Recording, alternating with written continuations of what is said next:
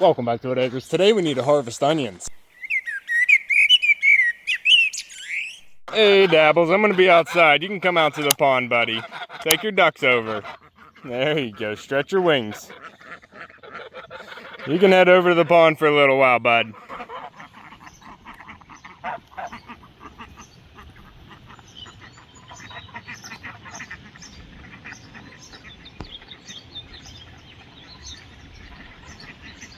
We do have some nice blooms around the pond right now with the sunflowers, the calendula, the butterfly bush, the hosta, and the big red gladiola there in the center.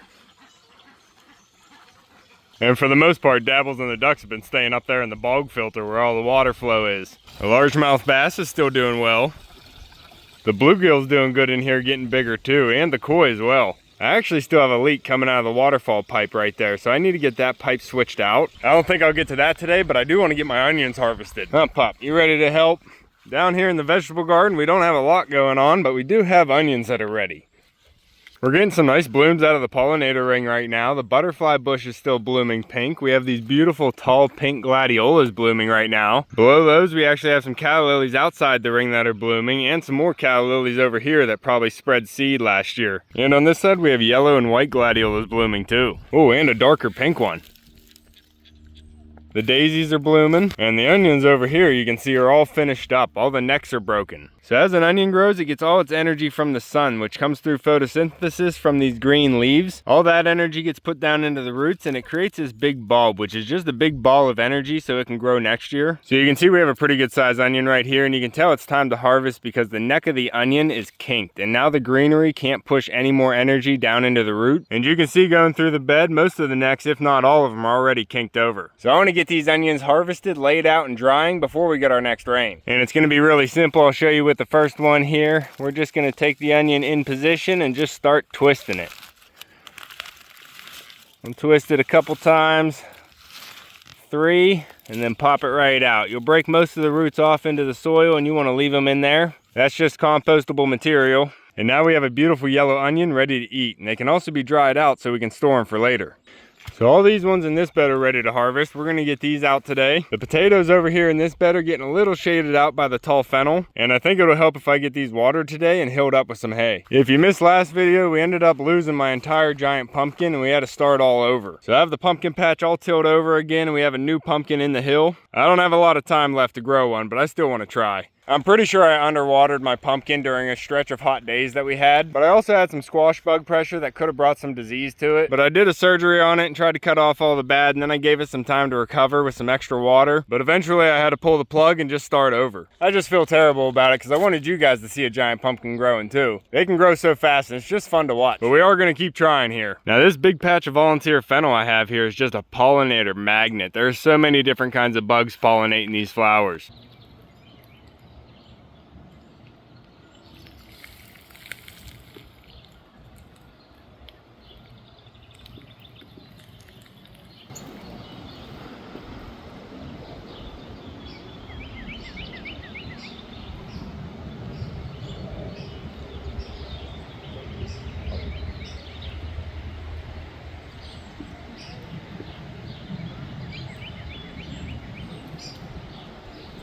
I just like to leave a bit of wild in the garden. Which brings me to my other raised bed that's pretty wild here, and I have white onions going down the middle. Now I filled this bed up originally with sifted topsoil instead of compost like I did the other beds, so you can really see the difference in size of onions here. If you're doing raised beds, use all compost. The sifted topsoil does not hold the water really well, but it does hold the roots in really well, which makes weeding a lot harder. So with all those factors, the white onions here are a little bit smaller than the yellow onions are, and some of them are soft. Go back to the earth. But it's definitely time to come in and harvest these. I'll take what I can get.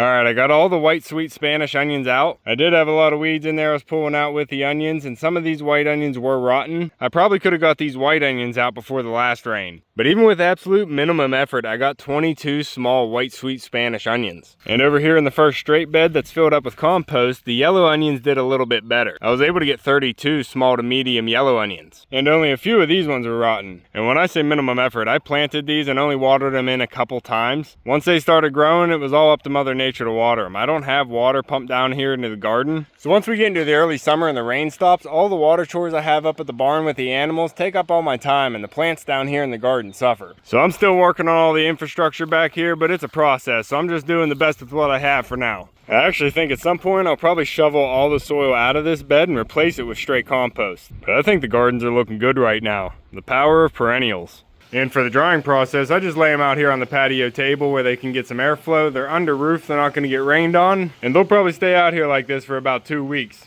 Oh, the geyser. Hi, Dabbles.